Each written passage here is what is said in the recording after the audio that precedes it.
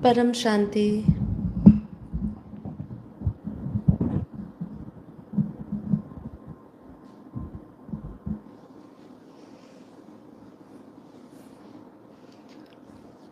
परम शांति, बेहद की परम शांति, बेहद की गुड मॉर्निंग। सभी दिव्य आत्माओं का, बेहद की आत्माओं का परम परम स्वागत है परम शांति मोटिवेशन एंड मेडिटेशन चैनल में। मैं साक्षी आप सभी का हार्दिक स्वागत करती हूँ हमारे डेली लाइव मेडिटेशन में 5:30 to 6:30 में। तो कैसे हैं आप सब? आशा करती हूँ आप सब अच्छे होंगे, बेहद के आनंद में होंगे, बेहद की खुशी में होंगे और परम शांति में होंगे। तो चलिए आप और मैं शुरू करेंगे आज का एपिसोड नंबर 804, 804 नंबर का आज का हमारा एपिसोड है। तो फटाफट आ जाइए, जिससे कि आज हम अपनी चर्चा को आगे बढ़ाएं और फिर हम अपना योग करें। तो शुरुआत करने से पहले जो कल रह गया था उसको आज पूरा कर दिया जाए। तो कल आप सभी के साथ ये शेयर करना रह गया कि बापूजी के चैनल पे 75 लाख सब्सक्राइबर, 75 लाख सब्सक्राइबर हो गए हैं। तो कल ये आप सभी के साथ शेयर करना रह गया। तो आप सभी को इसके लिए बेहद की शुभकामनाएं, ढेर सारी शुभकामनाएं आप सबको जो हमारा जो मेन चैनल है बापूजी दशरथ भाई पटेल, इस चैनल पे आज हमारी यूट्यूब फैमिली 75 लाख की हो चुकी है और जल्द ही हम 1 करोड़ का आंकड़ा पार करेंगे। तो हम सभी को इंतज़ार रहेगा कि बापूजी का चैनल का 1 करोड़ सब्सक्राइबर तक पहुँचे और सभी तक बापूजी का ज्ञान पहुँचे। यही हमारी अभिलाषा है। तो चलिए आप सभी को इसके लिए ढेर सारा धन्यवाद और ढेर सारी शुभकामनाएं। धन्यवाद इसलिए क्योंकि आप सबके सपोर्ट से, प्यार से और इतना आगे चैनल जा रहा है। बापूजी के आशीर्वाद से बापूजी का ज्ञान सब तक पहुंचना चाहिए ही चाहिए। मतलब कोई भी आत्मा धरती पर जो भी मनुष्य रूप में आई है, जो अभी भूत प्रेत बन के घूम रही है, जो भी आत्मा है, सभी को बापूजी का ज्ञान मिले, ये हमारी बहुत बेहद अंदर से चाह है। क्योंकि बापूजी का ज्ञान ही उनका उद्धार कर सकता है, अन्यथा आत्मा का उद्धार कोई नहीं कर सकता है। आने वाला समय बहुत डेंजरस है। कल ही मेरे सामने एक पोस्ट आई। वैसे तो हम ज़्यादातर सोशल मीडिया से, डिजिटल मीडिया से ज़्यादा हम नहीं रखते हैं, ज़्यादा एक्टिव नहीं रहते हैं, लेकिन ज्ञान के अनुसार, ज्ञान फैलाने के लिए, ज्ञान के वीडियोस डालने के लिए हमारा अक्सर सोशल मीडिया पर हमारा देखना होता है। तो सोशल मीडिया पर ही सामने एक पोस्ट आई जिसमें कहा गया, आने वाला अब जो ये अक्टूबर मंथ है, अक्टूबर से जो फरवरी तक का महीना रहेगा, वो नॉर्थ इंडिया साइड के लिए बेहद ठंडा, मतलब हद से ज़्यादा ठंडा रहेगा। अब कितनी भविष्यवाणी प्रेडिक्शन सही होती है ये पता नहीं है, लेकिन काफ़ी हद तक संभव लग रहा है, क्योंकि जिस हिसाब से बारिशें आई है तो ये पॉसिबल है कि बहुत ज़्यादा ठंडक पड़े। पर कह रहे इतनी अत्यधिक ठंडक होगी कि वो ठंडक सिर्फ मतलब एक नॉर्मल ठंडक के हिसाब से नहीं देख रहे, सर्वाइवल के लिए भी लोगों को उसको झेलना लोगों के लिए बहुत मुश्किल हो सकता है। और इतना उन्होंने कहा है कि उसके कारण आने वाले समय में जो पोल्यूशन भी बढ़ेगा वहाँ पे, जो हम अक्सर देखते हैं कि इस महीनों में नॉर्थ इंडिया साइड में बहुत ज़्यादा पोल्यूशन हाई होता है। तो पोल्यूशन भी प्रदूषण इतना बढ़ेगा कि लोगों को बहुत सारी बीमारियां होंगी। बहुत सारी चीज़ें लिखी गई है। तो देखिए समय जो है ना, जैसे बापूजी ने कहा है कि वायुमंडल में अब श्वास लेने जैसी हवा नहीं रही है। मतलब जो हमें प्राण शक्ति चाहिए, जो हमें 5 तत्वों के लिए जो भी ऊर्जा हमारी है, आकाश, वायु, अग्नि, जल, पृथ्वी, ये पांचों तत्व असंतुलित हो चुके हैं। तो कहीं ग्लोबल वार्मिंग के हिसाब से अगर देखा जाए तो कहीं पर बारिश ज़्यादा, तो वहीं पर बारिश ज़्यादा हुई तो गर्मी ज़्यादा हुई तो अब ठंड भी ज़्यादा, तो ठंड का कहर बरसेगा ऐसा कहा जा रहा है। तो देखिए जो होगा कल्याणकारी होगा, हम तो यही कह सकते हैं। जबकि अगर हम इस बात को कहें तो लोग यही कहेंगे इसमें क्या कल्याण है। पर जो है, प्रकृति को जिस तरीके से हमने हानि पहुंचाई है, तो प्रकृति तो सामने प्रकोप अपना दिखाएगी ही दिखाएगी। और इन सब के बाद, इन परिस्थितियों के बाद भी मनुष्य जो है वो सुधरने का नाम नहीं ले रहा। उसको ऐसा कुछ नहीं लेना है, ज्ञान ऐसा कोई प्राप्त नहीं करना जिससे वो वायुमंडल को अच्छा कर सके। क्योंकि सबसे बड़ी अशुद्धता जो है वो है हमारे विचारों की। हमारे विचारों की जो गंदगी है उसके कारण ही गंद फैला है, और उसी के कारण ही पूरा प्रकृति जो है असंतुलन हो चुका है। तो इसीलिए प्रकृति को बचाना है तो अपने विचारों को शुद्धता लाए। विचारों की शुद्धता सिर्फ और सिर्फ आपके पास कोई ना कोई ऐसा श्रेष्ठ ज्ञान सुनने के बाद ही, पश्चात ही आपको आपके विचार बदल सकते हैं। अन्यथा विचार बदलने की शक्ति किसी भी इंसान में नहीं हो पाती है, क्योंकि वो बार बार माया के वश में खोता रहता है। ठीक है, तो इसीलिए बस यही कहना चाहूँगी कि बापूजी के सब्सक्राइबर्स के साथ साथ यही चाहेंगे कि हर एक बापूजी की वीडियो करोड़ों लोगों तक पहुँचे, लोगों को सजेस्ट हो, रिकमेंड हो। इसीलिए हम बार बार आपको कहते हैं कि वीडियो को लाइक करिए, आते ही सुनने से पहले ही लाइक कर लीजिए। ये आप, या आपको अगर ऐसा लगता है कि नहीं मैं तो सुने बिना नहीं करूँगा, तो सुनने के बाद कर लीजिए, पर करिए ज़रूर। लाइक करके जाएंगे तो लोगों का हमारे माध्यम से भी ये मैसेज पहुंचेगा, क्योंकि हम यहाँ पे सिर्फ और सिर्फ निमित्त मात्र है जो बापूजी का ज्ञान को फैलाना चाहते हैं। लोग अपने गुरुओं का ज्ञान, जिस ज्ञान में इतनी सत्यता नहीं होती है या जिस ज्ञान में इतनी शक्ति नहीं होती है, उसको वो डंके की चोट पर फैलाते हैं, डंके की चोट पर आकर कहते हैं। हम जब ये प्रयास कर रहे हैं तो आपको इस छोटे से प्रयास में आपको बस इतना सहयोग करना है कि आप उस वीडियो को लाइक और शेयर करिए। जितना आप करेंगे उतना बापूजी का मैसेज स्पष्टता से और बहुत सारे लोगों के पास जाएगा। जितने मुंह होंगे, क्योंकि हमारा मुंह भी बापूजी का ही मुंह है ना, क्योंकि मतलब शब्द जो है, जो हमारी जो प्रेरणा है, वो सब बापूजी की है। तो जब वो प्रेरणा हमारी जो हमें प्रेरणा मिल रही है और जो हमें शब्द या जो हमें ज्ञान मिल रहे हैं, वो सब जब बापूजी के ही है, तो जब वो जाएंगे, किसी के भी माध्यम से जाएंगे, और जब बहुत सारे चेहरे इसकी बात करेंगे, तो बापूजी का ज्ञान भी वायरल हो जाएगा। जो हम देख रहे हैं कई लोगों तक पहुंच रहा है, इतने इतने वंडरफुल वीडियोस आ रहे हैं, और ऐसे ऐसे लोग वो बापूजी के ज्ञान पर मतलब अप्रूवल दे रहे हैं। मतलब हमें वैसे अप्रूवल की कभी ज़रूरत नहीं थी, पर जो आम लोग हैं, जो बापूजी के ज्ञान को समझते नहीं थे और बापूजी के ज्ञान को हवाई ज्ञान कहते थे, अब हाईली इंटेलिजेंट लोग बापूजी की ज्ञान की बातें करने लगे हैं। मैं ऐसे अब आगे के कुछ एपिसोड्स में ऐसी रील्स का अनुवाद आपके सामने लाऊंगी, जिसके अंदर बापूजी के ज्ञान को वो सहमति देते हो, ऐसे आपको दूंगी, जिससे आपको भी खुशी हो कि देखिए बापूजी के ज्ञान को कहने वाले अब बहुत लोग हो गए हैं। बापूजी का ज्ञान तक पहुंचना, उनकी ऊर्जा तक पहुंचना, उनकी शक्ति तक पहुंचना बहुत कठिन है। इसलिए उनके छोटे छोटे माध्यम से जो जो लोग बापूजी के ज्ञान को दोहरा रहे हैं या वो एक्सपीरियंस कर रहे हैं, रिसर्च करके वही ज्ञान बोल रहे हैं जो बापूजी ने कहा है, उनके ही माध्यम से शायद ये पूरा विश्व में ये पूरा संदेश जाएगा, और एक ना एक दिन सभी बोलेंगे कि अब होने वाला है महापरिवर्तन, वो भी पूरे मल्टीवर्स का। तो चलिए, ये था हमारा शुरुआत, जिसमें हमने काफ़ी मिनट ले लिए, 8 मिनट ले लिए। तो चलिए अब हम बात करने वाले हैं आज शक्ति की। तो देखिए, यहाँ पे एक मेरे सामने बहुत सुंदर बात आई कि वो लाइन मुझे अच्छी लगी, तो मैंने सोचा चलिए इस पे ही सर्च करते हैं और इसके बारे में क्या कहा जाता है ये भी हम देख लेते हैं। तो इसमें कहा है कि आप जब भी किसी देवी की पूजा कर रहे हो या उसकी प्रार्थना कर रहे हो, तो वो देवी जो आपके भीतर बैठी है, यहाँ देवी से देवी का अगर हम यथार्थ अर्थ समझें तो देवी का अर्थ है यहाँ पे शक्ति। अब उसको शक्ति कहो, परम शक्ति कहो, पराशक्ति कहो, अलग अलग रूप में, अलग अलग जब वो स्वरूप धारण करती है, अलग अलग रूपों के हिसाब से उनको अलग अलग नाम दिया गया। तो परम शक्ति का बीज आपके भीतर छिपा हुआ है। तो कहते हैं बी देवी, लिव देवी और अवेकन देवी, मतलब आपके अंदर की देवी को जागृत करिए, उस देवी के स्वरूप को धारण करके, वही देवी के गुणों को धारण करके वैसा ही अपना जीवन जिए। ठीक है, तो आपको वही अपने भीतर की परम शक्तियों को जगाना है।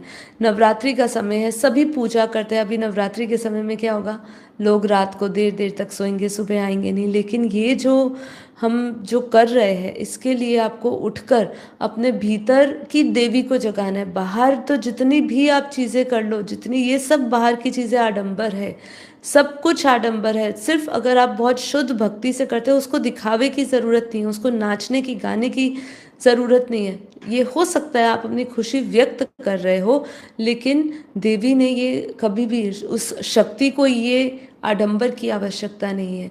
आडंबर हमेशा आपको माया में फंसाता है। ठीक है, तो यहाँ पे कह रहे हैं कि अपने ये जो लाइन मैंने आपके सामने कही, बी देवी, लिव देवी और अवेकन देवी, अपने भीतर की देवी को जागृत करो। कि यही कह रहा है कि ये यही संदेश दे रहा है कि कोई भी देवी आपके बाहर नहीं बैठी है, कोई भी शक्ति बाहर नहीं है, वे आपके भीतर विद्यमान है। जब हम कहते हैं कि हमें देवी से प्रार्थना करनी है, तो असल में हम क्या कहते हैं? असल में बाहर मूर्ति की पूजा की नहीं यहाँ बात हो रही, बिल्कुल नहीं बात हो रही है। यहाँ पे बात हो रही है अपने भीतर छिपी हुई दिव्य शक्ति को जागृत करने का, आवाहन करने की। हर आत्मा में परम शक्तियाँ का बीज छिपा हुआ है, आपको उसका आवाहन करना है। अब आप उसका आवाहन कैसे करोगे? अपने भीतर उसका आवाहन कैसे करोगे? पहले उस परम शक्तियों का ज्ञान होने के पश्चात ही। आह्वान किसका किया जाता है? भगवान का आह्वान कब करते हैं? जब आप भगवान के विषय में कुछ जानते हैं, जब आप जानते हो कि वो भगवान है, जब आप उसको ओहदा देते हो कि हाँ ये भगवान है, तब आप उसका आवाहन करते हो। ऐसे ही जब तक आप ये नहीं समझते कि आपके भीतर परम शक्तियाँ हैं, आप परम शक्तियों के स्रोत हो, ठीक है, तब तक आप उन दिव्य शक्तियों को बुलाते नहीं हो, उसका आवाहन नहीं करते हो। तो यहाँ पे देखिए, परम शक्ति क्या है, इसको बताने से पहले मैं आपको एक बहुत सुंदर बात बताती हूँ। देवी उपनिषद, जैसे हमें पता है कि हमारे शास्त्र है, हमारे वेद है, उपनिषद है, पुराण है। ऐसे उपनिषद जो हम बड़े बड़े रूप में उपनिषद पढ़ते हैं, ऐसे छोटे छोटे रूप में कई उपनिषद उपलब्ध है। ऐसे उसमें से एक देवी उपनिषद है जो बहुत छोटा है, जिसमें 20 श्लोक ही आते हैं, लेकिन बहुत ही अत्यधिक महत्वपूर्ण है, क्योंकि वो आपको अपने स्वरूप को जागृत करने का संदेश देते हैं, घोषणा करते हैं और आपको ये समझाते हैं कि निरंतर आपके भीतर देवी जो बैठी है, जो आपके भीतर की परम शक्ति है, जो आपके भीतर की पराशक्ति है, उसको आपको जागृत करना है। हम जानते हैं, जब हम ब्रह्मा विष्णु महेश की बात करते हैं, तो इसकी जो बापूजी ने जो हमें ज्ञान दिया है, उस ज्ञान के अनुसार भी देवी जो है, आदि शक्ति जो है, वही ब्रह्मा विष्णु महेश का भी संचालन करती है। मतलब उनको चलाने वाली, जो त्रिदेवों को चलाने वाली भी जो शक्ति है, जिसकी डायरेक्शन से वो चलते हैं, वो आदि शक्ति है। हम चाहे कोई भी दुनिया की बात करें, साकारी दुनिया की बात करें, आकारी दुनिया की, सूक्ष्म दुनिया की बात करें, या निराकारी दुनिया की क्रिएशन की बात करें, हर जगह पे शक्ति ही है। इसलिए शिव के बिना शक्ति अधूरी कही गई है, और शक्ति के बिना शिव अधूरा कहा गया है। तो वाइसा वर्सा है। लेकिन बापूजी ने एक वीडियो में बहुत क्लियरली कहा है कि जो शिव है, जैसे जो जिसको शिव भी नहीं, जिसको ब्रह्म कहेंगे, मान लो जो क्रिएटर है, जो हमारे इस ब्रह्मांड का क्रिएटर है, जिसको ब्रह्म कहा, गैलेक्सी का क्रिएटर महाब्रह्म कहा है, ऐसे जो पर ब्रह्म है, उसके आसपास जो उसकी पर ब्रह्म की जो शक्ति है, उसी के द्वारा ही ये क्रिएशन किया गया, इसी के कारण सृजन हुआ, इसी के कारण ही उन्हीं के संकल्प से ये विसर्जन भी होगा, मतलब विलीन भी होगा, इसकी समाप्ति भी उन्हीं के संकल्पों से होगी। तो करने वाली सब कुछ, जो गति देने वाली है संकल्प को, जो इच्छा करने वाली है मैं एक से अनेक हो जाऊं, वो परम शक्ति ही है। मतलब जिसको प्रकृति भी कहा, जिसको पराशक्ति भी कहा, जिसको आदि शक्ति भी कहा। पर उपनिषद में कितनी अच्छी घोषणा करी है, आज मैं कहूँगी, जो हमने कहीं पर भी किसी भी एपिसोड में अब तक बात नहीं करी होगी, कि देवी उपनिषद में बताया गया है कि ब्रह्म का अंतिम स्वरूप, हम कहते हैं ना, हम अहम ब्रह्मास्मि, हम ब्रह्म स्वरूप है। तो ब्रह्म का, जैसे कहा, ब्रह्म का अंतिम स्वरूप शक्ति ही है, और वह शक्ति हमारे भीतर विद्यमान है। जब हम कहते हैं अहम ब्रह्मास्मि, तो वो वही शक्ति है, क्योंकि ब्रह्म का स्वरूप ही शक्ति है और वो हमारे भीतर विद्यमान है। उपनिषद ये घोषणा करते हैं कि जब हम देवी का नाम लेते हैं, किसी भी देवी का नाम लेते हैं, तो हमारे भीतर मातृत्व, करुणा, प्रेम, शक्ति, रक्षा का भाव आता है। पर उपनिषद हमें इससे कई ऊंचे शिखर पर लेकर जाते हुए बताते हैं कि देवी ही वास्तव में ब्रह्म है, वही जीवन का आधार है, वही जीवन का मूल है, वही परम तत्व है और वही परमात्मा है। जो भी इस जगत में दृश्य है और जो भी इस जगत में अदृश्य है, वो सब उसी ब्रह्म स्वरूप, ब्रह्म का स्वरूप है, और वो ब्रह्म का स्वरूप को ही परम शक्ति कहा गया है। तो देखिए ये हमारे ज्ञान से कितना टैली होती है। जब बापूजी कहते हैं कि जब परम धाम में ब्रह्म है, उसके आसपास उसकी शक्ति है, ठीक है, जिसको हम लाइट माइट भी कहते हैं, तो वही माइट, वही पर ब्रह्म की जो शक्ति है, वो ब्रह्म ही शक्ति है और शक्ति ही ब्रह्म है, वो एक दूसरे से जुदा नहीं। और उस दोनों, और जो क्रिएशन का कार्य, जो सक्रिय करता है, हर एक भाव सक्रिय करता है, जो एक से अनेक होने का संकल्प करता है, जो क्रिएशन का करेगा, जो आगे जो आदि भी है, जिसको मध्य भी कहा, जिसको परम तत्व भी कहा, जिसको ब्रह्म तत्व भी कहा, वो सब उसमें उपनिषद घोषणा यही करते हैं कि वो वही देवी है। मतलब उन्होंने देवी का नाम लिया है, पर अगर हम ब्रह्म स्वरूप की बात करें तो वही आदि शक्ति है और वही परम शक्ति है। ठीक है, तो परम शक्ति क्या है? आत्मा की मूल शक्ति ही परम शक्ति है। परम शक्ति वही दिव्य ऊर्जा है जिससे आत्मा उत्पन्न हुई है। यह वही शक्ति है जो शाश्वत है, जो अनंत है और जो अटूट है। ठीक है, तो हमें वही परम शक्तियों को याद करना है। माया और अहंकार से परे ये परम शक्ति है, मतलब माया से भी परे है और आपके अहंकार से भी परे है। जब आत्मा शरीर, मन, भावनाएं और माया की जंजीरों से मुक्त होके अपने असल स्वरूप, अपने मौलिक स्वरूप, अपने शुद्ध ज्योति को पहचानती है, तब परम शक्तियां प्रकट होती है। तो शक्ति इज इक्वल टू क्या है? शांति प्लस ज्ञान। ये बहुत सुंदर व्याख्या है। आज तक हमने शक्ति को सिर्फ शक्ति ही लिया है, मतलब उसको बल समझा है। परम शक्ति को क्या बल समझा है? कि वो हमारी आत्मा का बल है। लेकिन यहाँ पे क्या बता रहे हैं, देवी उपनिषदों में बता रहे, और दूसरे स्थानों पर इसको परम शक्तियों को किस तरीके से समझाया है कि ये ज्ञान है, यही प्रेम है और यही परम शांति का समन्वय है। तो मतलब अगर हम परम शक्ति बोलते हैं तो ये केवल आपकी श्रृंगार करने की जो शक्ति है, लड़ने की जो शक्ति है, वो केवल नहीं है। ये आपकी परम शक्ति आपकी ज्ञान की भी शक्ति है, आपके अंदर प्रेम फैलाने की, जो विश्व कल्याण के भाव से जब आप लोगों के प्रति प्रेम फैलाते हो, ये प्रेम की भी शक्ति है और परम शांति की भी शक्ति है। ये जब तीनों का समन्वय होता है तब उसको परम शक्ति कहते हैं। वही परम शांति प्लस परम ज्ञान जब मिल जाता है, श्रेष्ठ उच्चतम ज्ञान जो आपको परम स्थिति से जोड़ दे, जो आपके भीतर बैठी हुई परम शक्तियों से जोड़ दे, वही परम शक्तियाँ होती है। यह शक्ति आत्मा को निडर, अडिग और करुणामयी बनाती है। शास्त्रों के दृष्टिकोण से उपनिषद क्या कहते हैं? ब्रह्म ही शक्ति है, शक्ति ही ब्रह्म है। गीता में भी भगवान श्री कृष्ण कहते हैं कि परम शक्ति के सहारे ही आत्मा माया के पार जा सकती है, अन्यथा आप नहीं जा सकते हैं। तो सोचिए कितनी ज़रूरी है, कितनी आवश्यकता है आपको अपने भीतर की परम शक्तियों को पहचानना और फिर उसके प्रति जागृत होना और फिर उस जागृति में लग जाना। निरंतर ये कहना कि मैं बेहद के परम परम शक्तियाँ हूँ। इसमें क्या गलत है? इसमें आप बार बार आवाहन कर रहे हो, अपने भीतर की सोई हुई शक्तियों को जगा रहे हो। भीतर की सोई हुई शक्तियों को हर एक प्राणी को जगाना चाहिए, नहीं तो वो जगता हुआ भी सो रहा है। तो सब सोए पड़े हैं जिसने अपनी परम शक्तियों को जगाया नहीं है।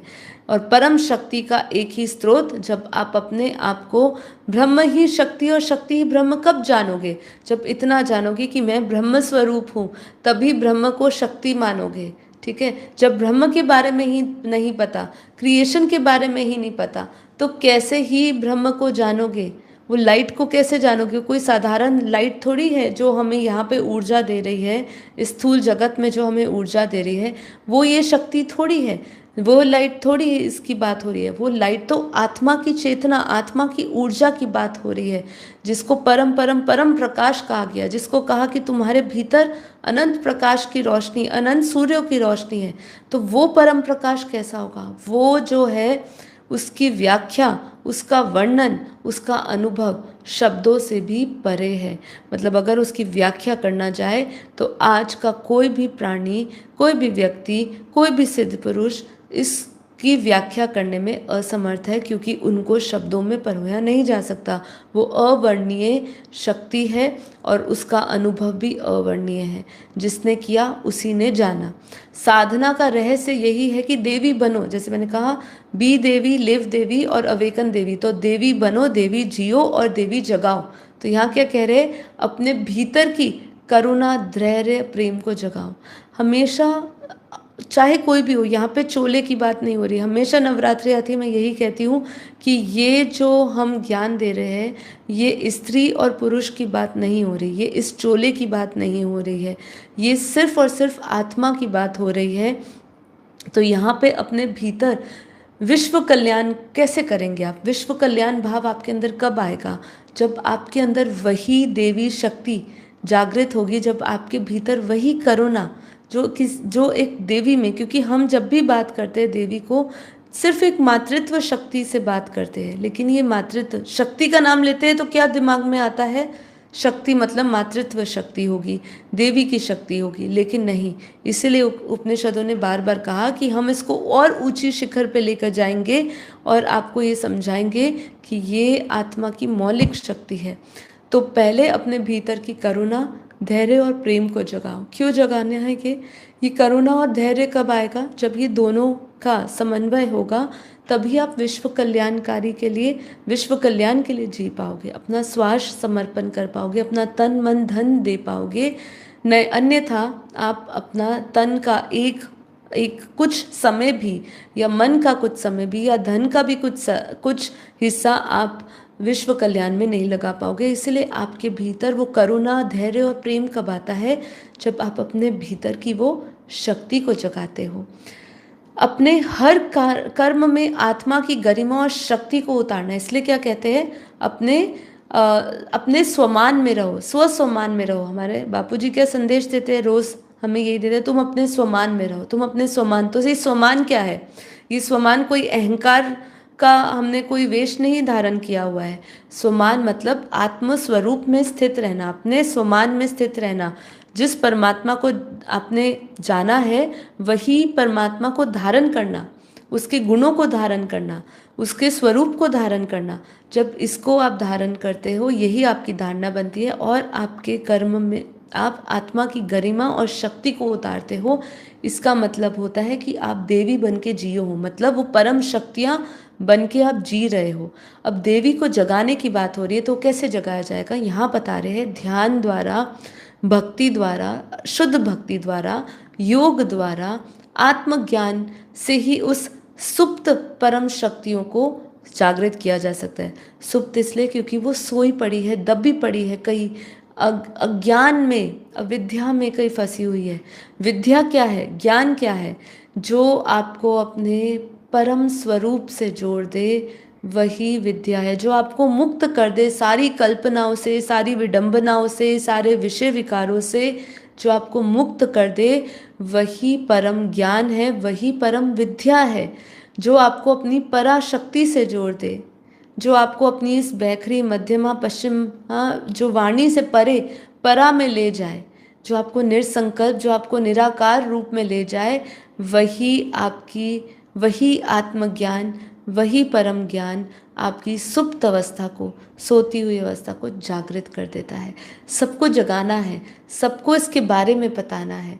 जितना बताओगे, जितना घोषणा करोगे इसकी, जितना आप लोगों तक ये पहुंचाओगे, उतना वो ये सोचेंगे कि क्या इतने समय से इसका प्रचार क्यों किया जा रहा है, क्या उद्देश्य है इसको जागृत करने का। तो ये सब चीज़ों पे जितना आप सुनेंगे, उतना आपके अंदर विश्वास आएगा। जब विश्वास आएगा तो विश्वास से आप वही स्वरूप बन पाएंगे। तो ये स्वमान की बात है, अपनी आत्मा की गरिमा में और अपनी आत्मा की शक्ति में रहे। अगर हम संक्षेप में कहें तो परम शक्ति है आत्मा का असली तेज, जो परम पिता परमात्मा से जुड़ के होता है। यही शक्ति हमें अज्ञान से मुक्त और अनंत शक्ति व दिव्यता का अनुभव कराती है। परम शक्तियों को सामान्य शास्त्रों में केवल देव देवताओं की शक्ति नहीं, या त्रिगुणात्मक ऊर्जा अर्थात सत्व, रजस और तमस तक सीमित करके नहीं बताया गया है।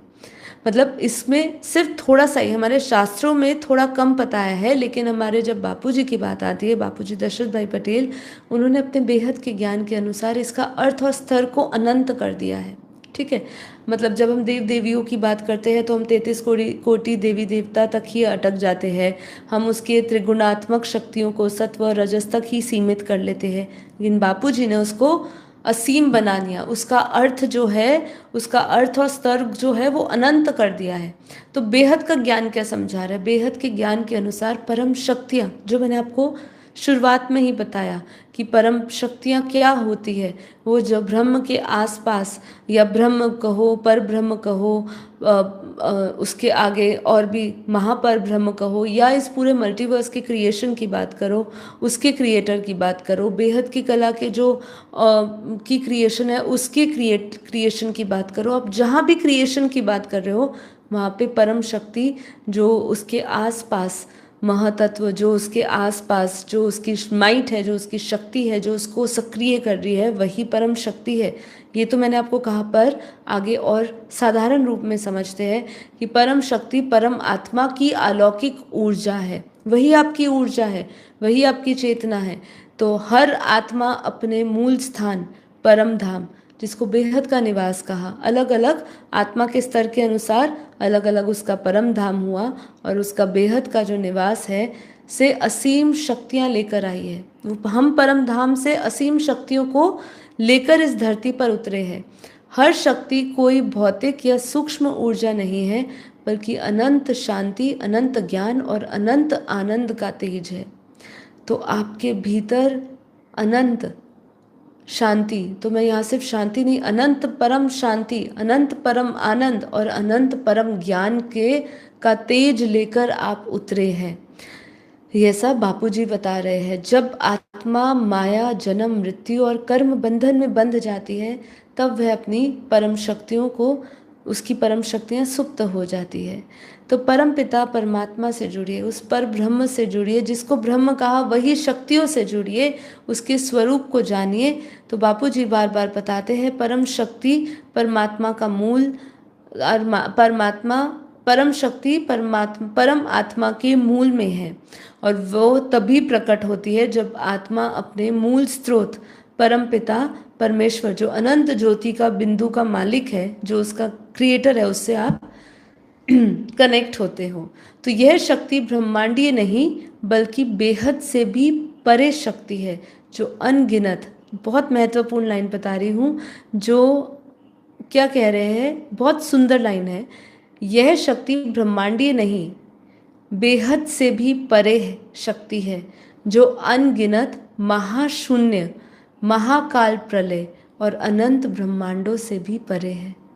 मतलब आपकी शक्तियों का विस्तार, आपकी शक्तियों का अनंतता कितनी सुंदर व्याख्या में बताई गई है।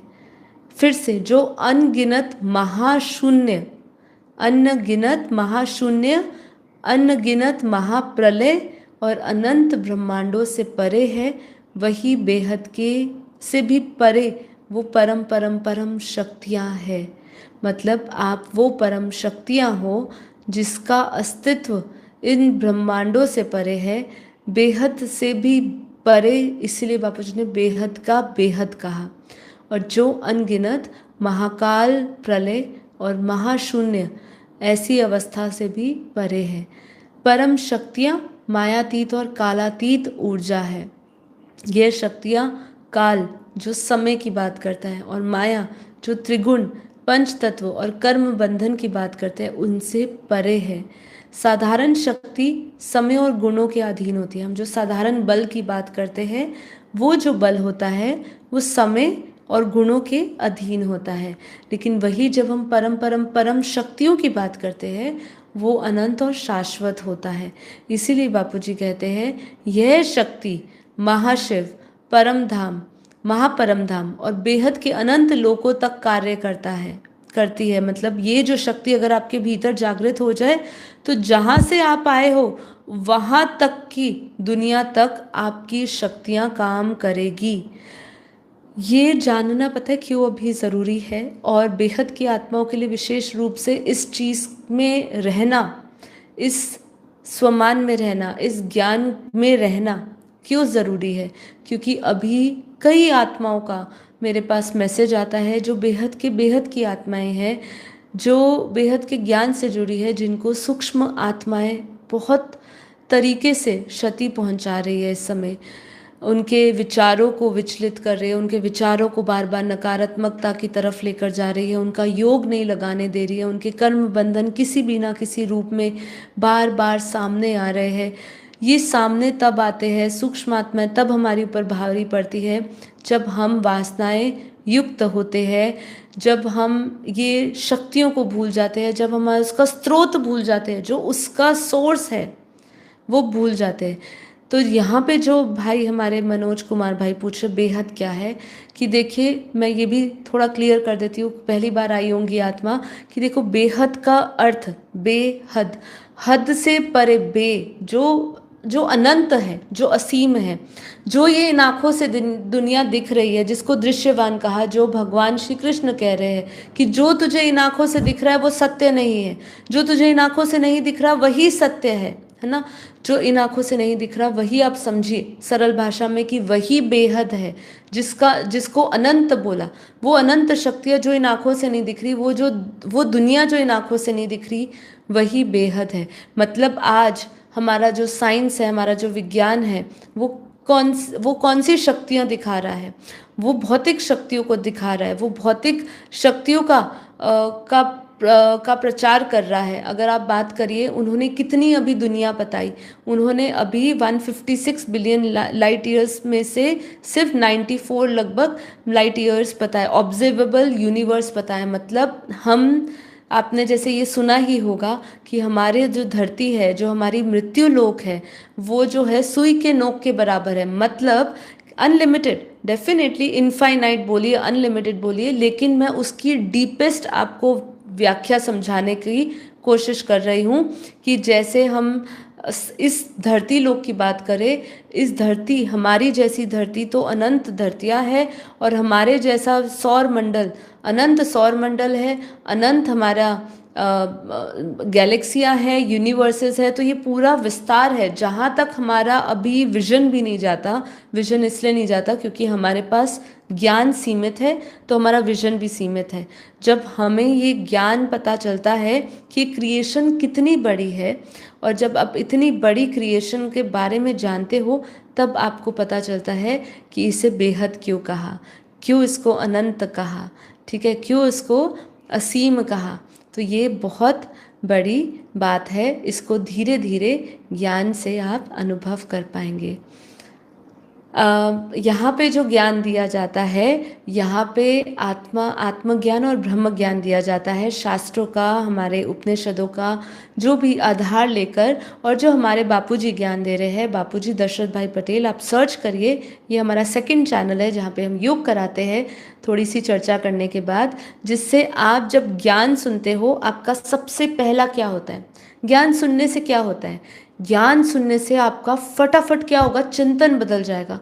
अब जितना मर्जी दुखी हो, कोई आपको आके कोई खुशी की बात बता दे, आपके चेहरे पे उसी टाइम स्माइल आ जाती है। क्यों स्माइल आ जाती है? उसी टाइम, मतलब आप रो रहे होगे, दुखी हो रहे होगे जीवन में, उसी टाइम आपके सामने कोई अनएक्सपेक्टेड, जिसके बारे में आपने सोचा नहीं था, ऐसी कोई खुशखबरी आपके सामने आती है। आप उसी टाइम वो दुख जो उस क्षण पे आपके ऊपर बीत रहा था, वो भूल के आपका चिंतन बदल जाता है, आपके भीतर के वाइब्रेशंस और बदल के आप अचानक से खुश हो जाते हो। ऐसे ही ये जो ज्ञान है, ये जो आत्मज्ञान, ब्रह्म ज्ञान, जो बापूजी का परम ज्ञान दे रहे हैं, जो बेहद का ज्ञान दे रहे हैं, जो अनंत सृष्टियों का, अनंत ब्रह्मांडों का, ठीक है, ज्ञान दे रहे हैं, जैसे ये ज्ञान हमारे भीतर उतरता है, ऐसे ही हमारा चिंतन क्षण भर में बदलता है। तो जिन आत्माओं को परेशानी हो रही है, जिन आत्माओं का विचार थमता नहीं है, जिन आत्माओं का योग नहीं लगता है, उनके लिए सबसे पहले उनको यही करना है कि ज्ञान से चिंतन बदलना सीखो। कैसे? ज्ञान, जैसी ज्ञान की बूंद आपके भीतर पड़ती है, चिंतन बदल जाता है। ठीक है, तो ये आपको करने की आवश्यकता है। तो अभी देखिए थोड़े थोड़े क्वेश्चंस आ रहे थे, तो इसलिए मुझे बीच बीच में उनको परिचय और जवाब देना पड़ रहा था। तो परम शक्तियों का स्वरूप क्या है? यह कोई भौतिक स्वरूप नहीं है, ये कोई भौतिक रूप, देवी या मूर्ति मात्र नहीं है। ये बिंदु स्वरूप शुद्ध श्वेत परम परम प्रकाश का बिंदु है, जिसमें अनंत ज्योति और चेतना विद्यमान है। मतलब आप सोचिए, जब हम ये लाइंस को सुनते हैं और ये जब आपके भीतर उतर जाती है, तो आप अपने इस देह भान से मुक्त हो जाते हो। देह का त्याग, देह का मतलब त्याग मतलब ऐसे आप देह को जलाने या करने कुछ नहीं जा रहे हो, बस देह से जो आपके ममता मोह जुड़ी है, ठीक है, या देह से संबंधित जितनी भी चीज, जितनी भी पदार्थ है, वस्तु है, संबंध है, जिससे आपकी मोह ममता जुड़ी हुई है, वो मोह ममता से आप ऊपर उठ के अपने शुद्ध श्वेत परम प्रकाश बिंदु रूप में स्थित होते हो, जहाँ अनंत ज्योतियाँ और चेतना विद्यमान है। यही बिंदु रूप आत्मा का वास्तविक स्वरूप है। और जब आत्मा अपने इस स्वरूप को पहचानती है, तो उसके भीतर की परम परम परम शक्तियाँ प्रकट हो जाती है। संसार परिवर्तन में परम शक्तियों का क्या कार्य है, इसको सुन लेते हैं, फिर थोड़ा सा सार और निष्कर्ष के साथ फटाफट एपिसोड को वाइंड अप करके हम योग में जाएंगे, चर्चा को वाइंड अप करेंगे, एपिसोड को नहीं। तो यहाँ कह रहे हैं, महाकाल प्रलय जैसे समय में केवल परम शक्तियों की तरंगे, परम शांतियों की वाइब्रेशंस आत्मा को बचा सकेगी। ठीक है, तो ये मैंने आपको शुरू में ही कहा कि क्या वायुमंडल आ रहा है, प्रदूषण अपने सबसे हाईएस्ट पीक पे पहुंच रहा है, लोगों में बीमारियां आ रही है, युद्ध की मानसिक स्थिति, पता नहीं कौन कौन सी स्थितियां आगे आने वाले समय में बिगड़ने वाली है। इसके लिए हमारे पास निवारण क्या? भविष्यवाणियां है, वक्ता है, बताने वाले, कथा कीर्तन करने वाले लोग हैं, ठीक है, लेकिन आपको ऐसा मार्ग कौन बताएगा जिससे आप उन वाइब्रेशन से बच पाओगे, मनोरोग से बच पाओगे। मानसिक स्थिति बहुत खराब है, बहुत खराब है और होने वाली है। छोटे छोटे बच्चों की मानसिक स्थिति खराब हो चुकी है, बड़ों की क्या बात करें। तो ये महाकाल प्रलय जैसे समय में, मतलब संसार के परिवर्तन के समय में, परम शक्तियाँ अपना कार्य करती है। ये परम शक्तियाँ, परम वाइब्रेशंस, परम शांति के वाइब्रेशन से ही आप अपने आप को बचा सकते हो। कैसे? लोग ये भी बोलते हैं, जैसे मैंने कहा, चिंतन बदला, आपके वाइब्रेशंस बदले। आप अगर पूरे दुनिया तक, आप में अभी इतनी शक्तियाँ नहीं हैं कि आप पूरे दुनिया में अपने वाइब्रेशंस फैलाएं, तो कम से कम आप अपने ऑरा तक, आप अपने आसपास के कुछ दायरे तक, मान लीजिए कुछ 3 किलोमीटर तक, 100 किलोमीटर तक, इससे ज़्यादा, मतलब आत्मा में कितनी शक्ति है, नहीं तो अपने कम से कम अपने घर को लाइट हाउस बना सकते हैं। इस तरीके से आप अपने आसपास के सिर्फ वायुमंडल को सुरक्षित कर सकते हैं। मतलब बाहर से आई हुई जितनी भी नेगेटिविटी होगी, वो आपके ऑरा में प्रवेश नहीं कर पाएगी। पर उसके लिए निरंतर चिंतन पर चेक एंड चेंज जो कहते हैं ना, वो चेक एंड चेंज पता है किस पे है? आपके चिंतन पे है, थॉट प्रोसेस पे है। चेक एंड चेंज अपने भीतर बार बार, और क्या करेंगे? चिंतन ही हमारे बिगड़ रहा है ना हर टाइम। मनोरोग होने का, मनोस्थिति बिगड़ने का क्या कारण है? सिर्फ और सिर्फ आपकी थॉट्स, सिर्फ और सिर्फ वो एक बीज जो आपने विचारों के रूप में डाला है। तो वो विचारों को ही नयापन देना, बार बार उसको अमरत्व से जोड़ना, बार बार उसको उसमें जान भरना, वो आपका ये ज्ञान आपकी वो चिंतन को इतना बनाएगा। बापू जी कहते हैं, यदि आत्मा अपने मूल स्वरूप में जाग जाए और परम शांति का संकल्प करे, तो वह अपनी परम शक्तियां पूरे ब्रह्मांड को बदल सकती है। मतलब आप पूरा कॉस्मिक बदल सकते हो। कॉस्मिक तो बहुत छोटा टर्म है, ये शब्द का इस्तेमाल इसलिए किया जाता है क्योंकि आप इन्हीं शब्दों से परिचित हो। बाकी यदि हम बेहद के शब्दों को भी धरती पर लाना चाहे तो वो भी असंभव है, क्योंकि जैसे बेहद को समझाना असंभव हो जाता है, उस दुनिया को समझाना, क्रिएशन को समझाना असंभव हो जाता है, ऐसे ही इस शक्ति का जो प्रभाव है उसको समझाना मुश्किल हो जाता है। तो सार में बस यही कहेंगे, परम शक्ति आत्मा की मूल, अनंत और शाश्वत, मायातीत, माया से परे कराने वाली ऊर्जा है। यह शक्ति तभी सक्रिय होगी जब आत्मा अपने वास्तविक स्रोत परमपिता से जुड़ती है। और यह केवल रक्षा या बल की शक्ति नहीं, बल्कि ज्ञान, शांति, आनंद और सृजन का की असीमित शक्तियां हैं जिससे ब्रह्मांड और बेहद के अनंत लोगों तक संचालन होता है। तो ये था परम शक्तियों के बारे में उपनिषद का देवी देवी उपनिषद जो बहुत विशेष है। मैं आपके सामने थोड़े थोड़े देवी उपनिषद के कुछ कुछ पंक्तियां, कुछ कुछ विशेष लाइन जो हमें उस ब्रह्म और उस शक्तियों का एक बता रहे हैं, ऐसी कुछ लाइन आपके सामने ज़रूर लाऊंगी डेली एपिसोड में। आप हमारे साथ जुड़िए, हमारे साथ डेली इस चैनल पे जुड़िए। रोज़ हम सुबह 5:30 से 6:30 आते हैं। इस चैनल पे आपको योग भी सिखाएंगे। अब हमारा योग का समय है। पहले आधा घंटा 35-40 मिनट हम चर्चा करते हैं, उसके बाद शेष समय में हम योग करते हैं। कल का भी एपिसोड बहुत बढ़िया था जिसमें हमने बात की कि समय किस तरीके से बहुत तेज़ी से बीत रहा है। आपको लग रहा है कि बहुत तेज़ से समय बीत रहा है। वो वीडियो यदि आपने नहीं देखी तो देखिए, क्यों हमें ऐसा महसूस हो रहा है कि समय बहुत तेज़ भाग रहा है। तो इसका संबंध क्या हमारी मन की स्थिति से है, समय का संबंध क्या मन से है, ये सब सुनने के लिए आपको हमारे डेली लाइव मेडिटेशन जुड़ने होंगे। तो चलिए अब